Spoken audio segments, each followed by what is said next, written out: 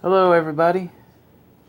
It is Saturday, December 22nd, 2018. How are we doing today? How are we doing tonight? Wherever you are in this great big world, hope you're doing alright. So as you can tell by the title, this is a tag video. This was inspired by Kemetic Witchcraft.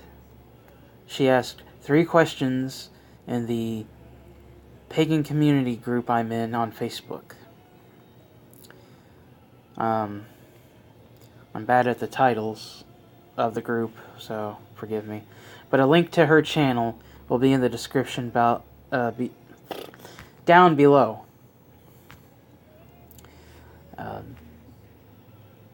She mostly focuses on Kemeticism and hoodoo, I believe. But I digress. Link to her channel is in the description. Check her out. She's really awesome. And if you make a video response, let me know in the comment section down below. I would love to see your video. I want to see and hear what you have to say. So, it's 3 questions. Question 1. What are your beliefs about gods? Or God?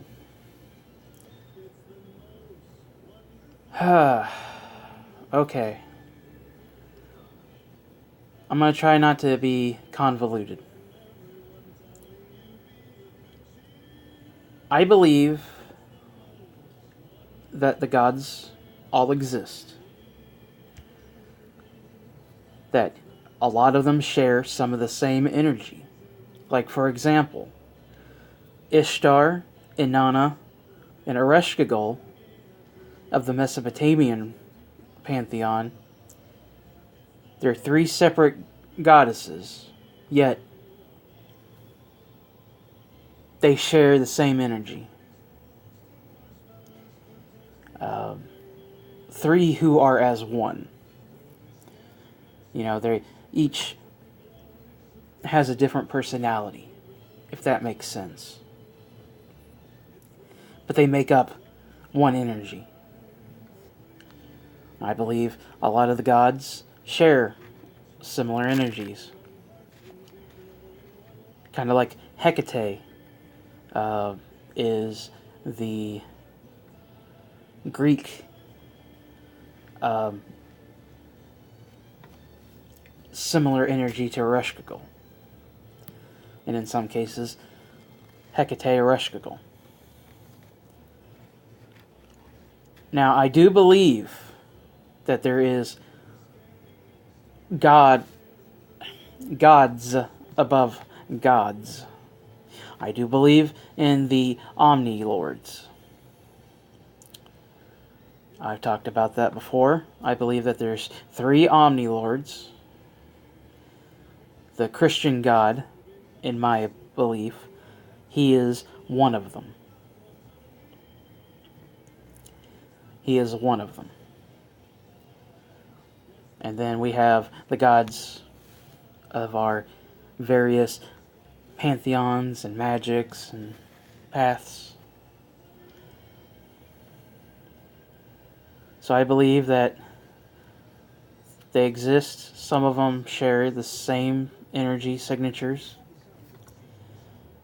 And I believe that there's omni-gods or omni-lords. Question 2. What are your beliefs on magic? My belief on magic is this. It's energy. It's definitely energy. And I don't really know how to explain it. But when we put our energy, our intent, our will into it, into a spell or incantations, we are taking our energy and in some cases, giving up a piece of ourselves, whether it be hair, fingernails, blood, vaginal fluid, semen, waste, preferably urine. I mean, you could use shit if you want to, but ugh. Sorry, ugh. But when we give up a part of ourselves, you know, we're putting this into this spell, an incantation. We're putting our energy into this to influence and change the energy of what we want to happen. You know, I've talked about this many times, and I've gotten into many arguments about this. Magic comes from somewhere. You do a money spell. That money has to come from somewhere, right? It goes from point A to point B to point C. And a good example of this is, and I've talked about it before, I've had teachers who have done magic spells for money to get a new car. And they said, we need a new car, so they do magic. That energy they put out there into the universe shifted energy towards them. Old Man Winter decided to blow really hard and knock their tree that was in their front yard on their old car that was dying. So the insurance replaced their car, and they got their new car. But they weren't really specific enough in how they got it. And that's another thing in my belief about magic, is you have to be specific. And I'm not the only one that says this. You have to be specific. Because your intent, your will, is putting it out there for the universe. The universe, in my opinion, overrules all. Not just the gods, not just us. Everything. So when you say you want this to happen in your magical spell, the universe hears it, and it's going to go the path of least resistance.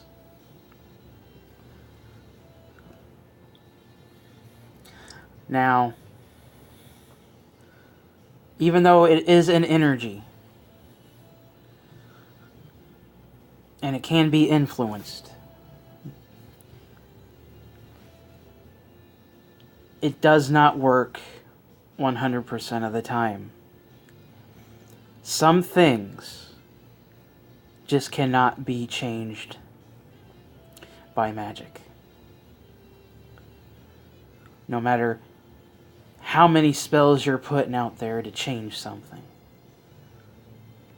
Some things just cannot be changed. And I'm not talking about what the kids of today are talking about, changing their gender, their sexual identity, their eye color, their hair color. I'm not talking about that. That's very unrealistic anyway, to begin with. I'm talking about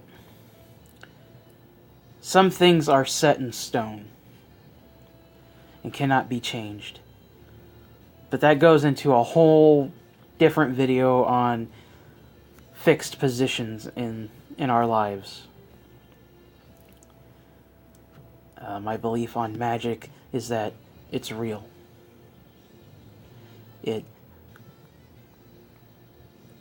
It's real, and it can only do so much.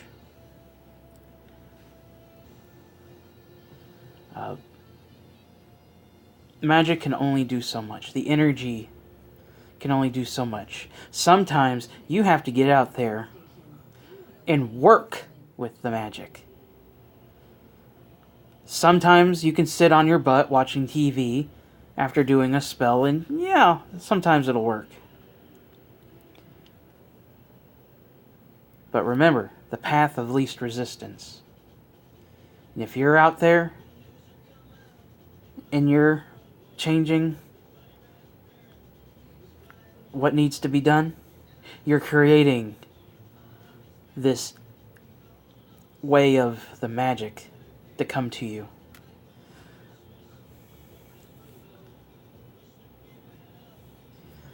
Whatever it is that you're wanting is going to get to you a lot faster if you are working with the magic.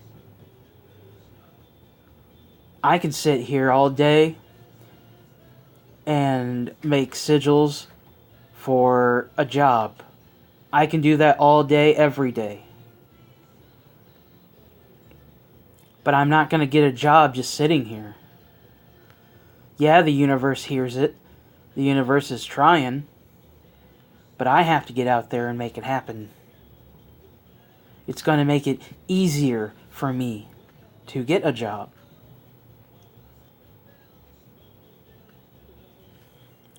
I don't know if that's making sense or if I'm even answering the question right. So please, Labora, let me know.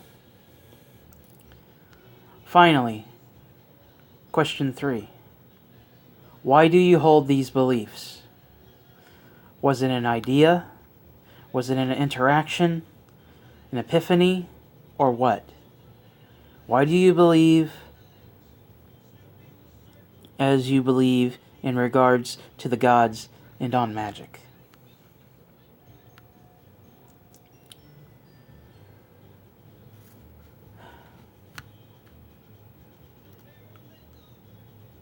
I believe in these things because,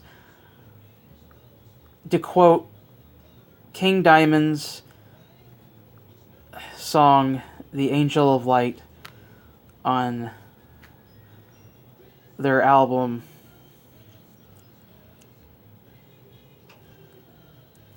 Time, I think, or In the Shadows, or Into the Unknown. I forget which album it is, but King Diamond, under his Merciful Fate band, had a song called The Angel of Light. And in the chorus of that song,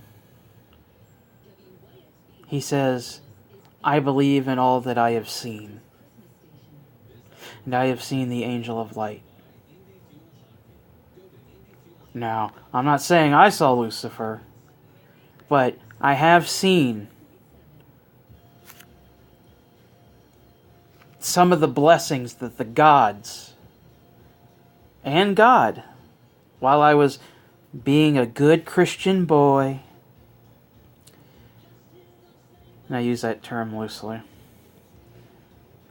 I've seen these miracles. I've seen these things happen. I've seen these blessings happen to me that made me a believer. And the same goes with magic. I've seen some spells wrap up in 5 days. I've seen some spells wrap up in 11 days. I've seen some spells wrap up from May to July.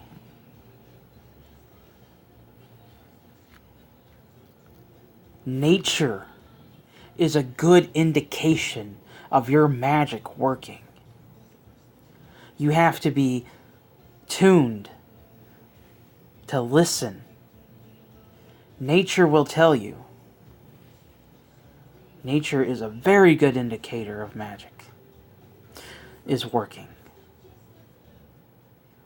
And I've had so many moments where I've witnessed this. I've been outside days after a ritual has been done, and I could feel the energy in the air. And the same with the gods.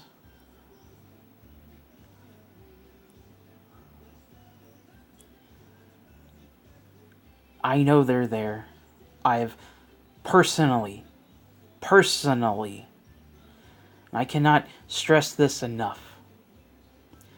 I personally have witnessed things that should not have been.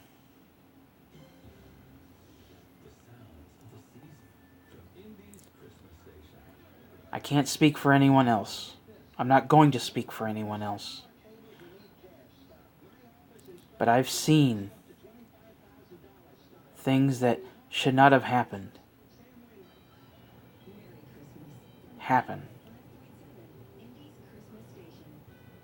Someone I loved dearly was not in a good position.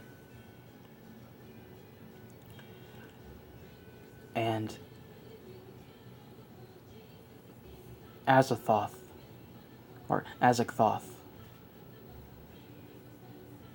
came and he healed this person I loved. I did not pray to him. I did not call upon his name.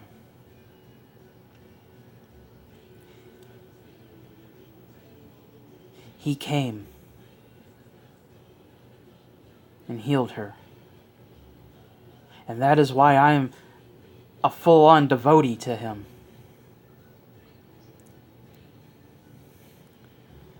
I mean, I was loosely devoted to him before. Because there was a moment where I thought he was the Christian God.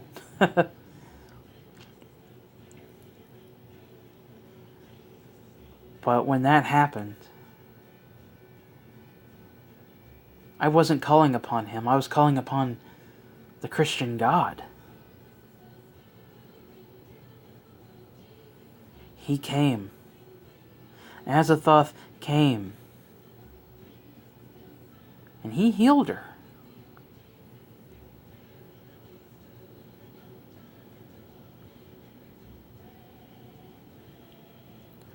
And that's when I became a full-time devotee.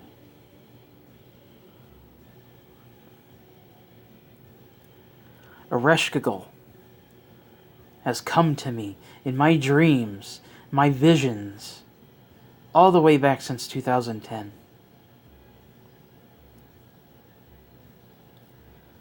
She reached out to me.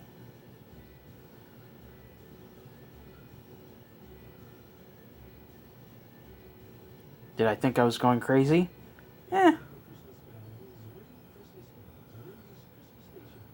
But I do know the difference between delirium and something that's real. I know a lot of the stuff I talk about seems like I am delusional and crazy, but I assure you, I am not. I have my sanity checks, thank you very much. I roll straight 20s. What do you roll?